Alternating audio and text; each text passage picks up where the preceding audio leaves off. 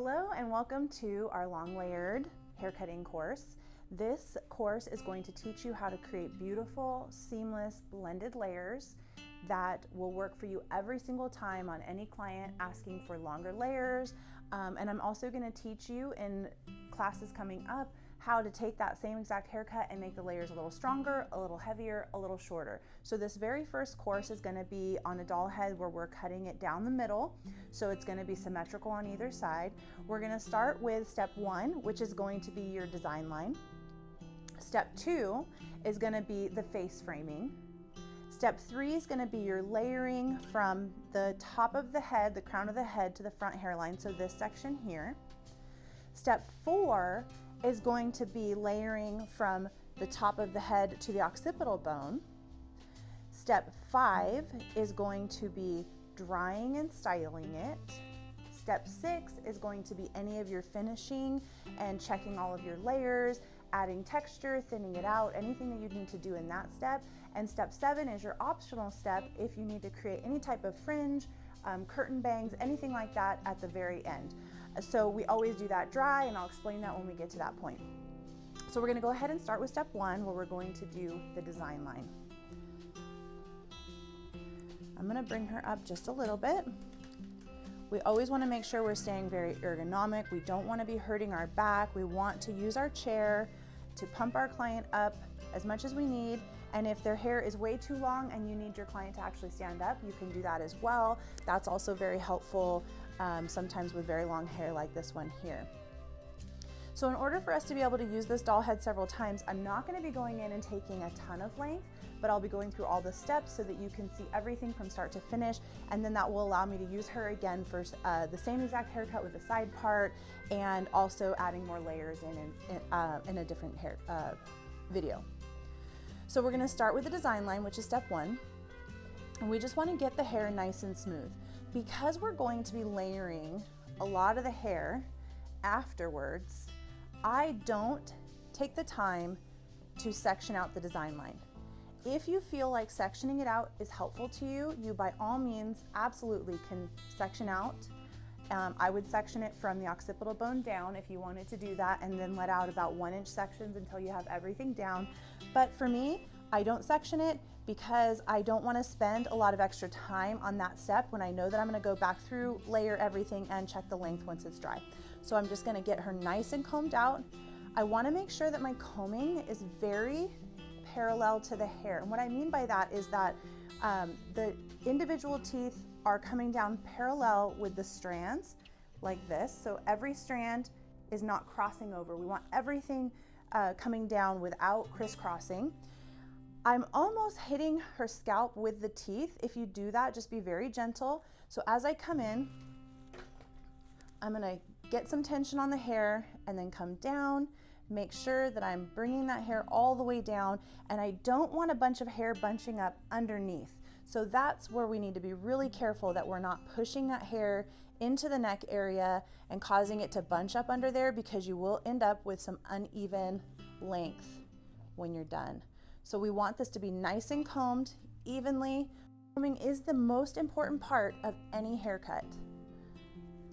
If you have sloppy combing, you will have a sloppy haircut. Okay, so once she's nice and combed and I'm happy that everything is parallel going down, nothing is bunched up underneath the neck, I'm going to go ahead and tip her down just a little bit so that I have a slightly flatter surface underneath the occipital bone.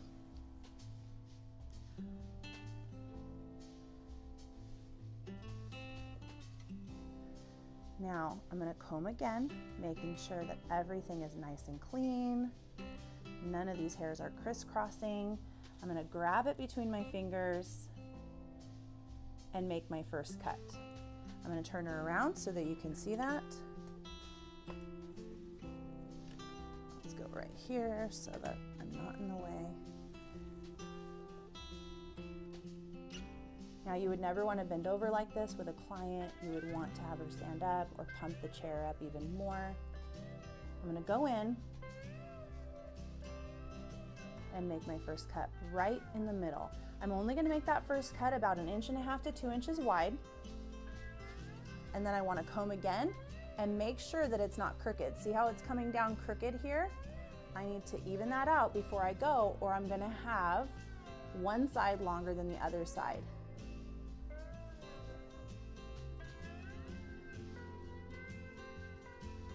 Okay, so once I'm happy with that length, I like to go back and forth as I'm cutting, because if I am uneven, if I finish out one side and then finish out the other side, it takes a lot more work to get myself back on track. So I'm gonna go ahead and do a little bit here, and I wanna swing this hair out. I don't wanna follow it like this just yet. I wanna swing it out as if I'm working on a straight panel, the width of the comb. So I want every hair coming back to this section until I'm ready to come around the corner of the head. And I know when I was first starting out, the word corner was very confusing because we're working on a round surface. But when we think of the head shape in squares, we're gonna have a corner right here where one panel is gonna meet another panel. And so whenever you have a straight shape coming onto a straight shape here, then all you have to do is blend that corner rather than trying to cut it perfectly as you go around.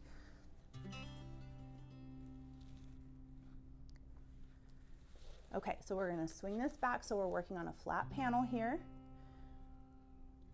I'm cutting palm to palm and only cutting to my second knuckle. This is good to remember, especially if you're planning on taking state boards, because they will mark you down if you cut past that second knuckle. So it's just a good habit to have while you're practicing. Okay, so there I'm done. Now I'm gonna go on this side, swing that hair back to this flat panel here.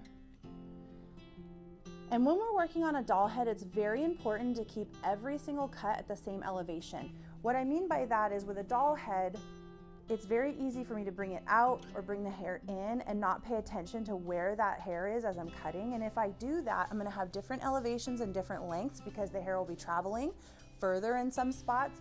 So as much as possible, I try to pretend like a chair's there or her back is there, and I try to always bring it out the same amount of elevation every single cut.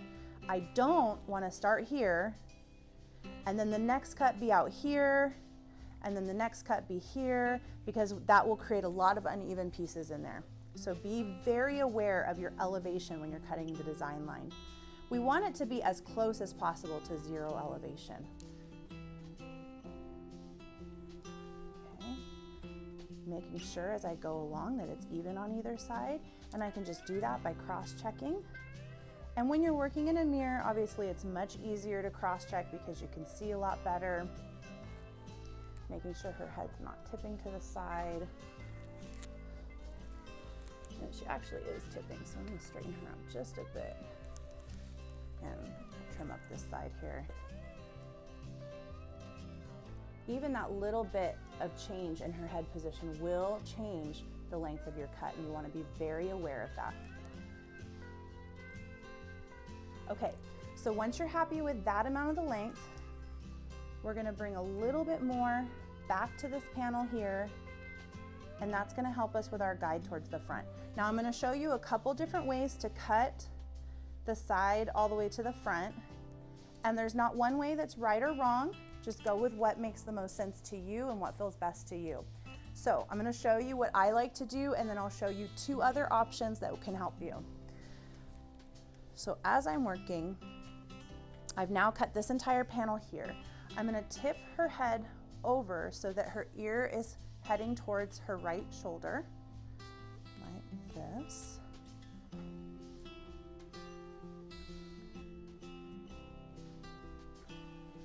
And this is gonna open up this section here so that as I pull that hair down, it doesn't cause a hole or extra elevation over her shoulder. So as I work, I want to make sure that her head is even. She's not tipping down and she's not tipping back. I just want her even, straight up and down, and then tipping her head slightly to the side. And I'm gonna take my guide from this corner here and bring it all the way through to the front.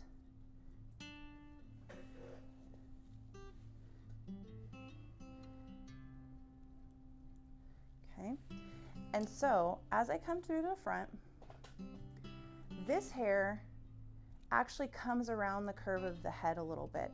So when I bring this back to this panel, it will be over directing it and leaving it a little bit longer. If you don't do that, you will end up with this piece in the front here feeling shorter. So I'll show you what I mean by this. I'm going to over direct this back to this section and trim all the way to the front. I want this traveling back to that section. So over directing back to that section here. Most people's hair isn't going to do that. This is a doll head and we know that the front hairline is always kind of weird. Most of the time with a person, that's going to go right into your section there. But I want to make sure, let's wet her down a little bit. That you see what I'm talking about here. So I want to over direct this back and trim it in. If you find every time you do your design line, it ends up curving up, most likely what's happening is you're following this line, and then as you're working around, you're cutting from where it grows, which is here, and cutting off that corner there. Then, if you did that, once that travels back to where that hair is going to live, because it's not going to live here during the day when your client's styling their hair, she's going to have it off to the side. And then what happens is that ends up that much shorter than your length because you cut it from where it grew and didn't over direct it back to where it's going to live every day. So keep that in mind. You cut on the head is going to have a consequence to where you're cutting it. If you don't want it to over direct and you want to cut from here, that's totally fine, but you are going to have it kind of curve up and round in the front. So it just depends on if you want that design line to look even all the way to the front or if you want it to come up and curve up. One way is not right or wrong, just knowing what that outcome is going to be from your actions when you're cutting is very important. Okay, so that's the one way that I come through to the front. Then, as we were talking about in the beginning, where we've got one panel here and one panel there, whenever you have those two panels that I'm cutting on coming together, we're going to end up with a corner. So if you follow your hands all the way down, that corner is going to be right here. So we want to make sure that we always connect those dots. We're not taking off any more length, but we need to make sure those two corners blend or else we'll have a little longer piece there. So we want to tip her diagonal away from where I'm standing. I want to expose that corner. It's not going to be much. Again, we've already established our length, so we don't want to take any more length off. We just want to make sure there's not a point there, and there is just a tiny one right there, and I'm just going to go in and blend that little point, not taking any length off, just blending any corners that are coming to the point, anything that's uneven right there. And that's it for that side. So let's do the same thing on the other side. I'm gonna tip her straight up. And so if this was my guest, I would have them tip their ear to that shoulder just slightly, making sure she's not tipped down or tipped up, just nice and even. And working from that last panel that we cut in the back, coming down over the shoulder, we're gonna cut this to the front.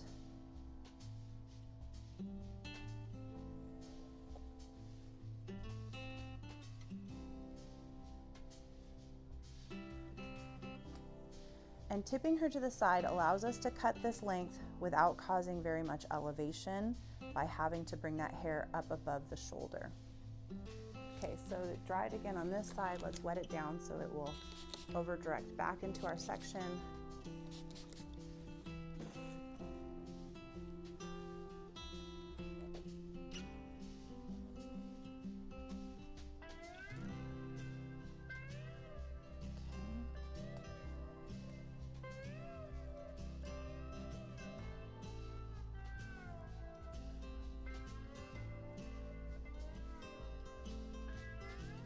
Okay, so we've got that side done. Now we need to go back to this corner, tip her a little bit down, make sure we check that we don't have anything uneven through there. We have just the slightest corner there. I'm going to trim that up.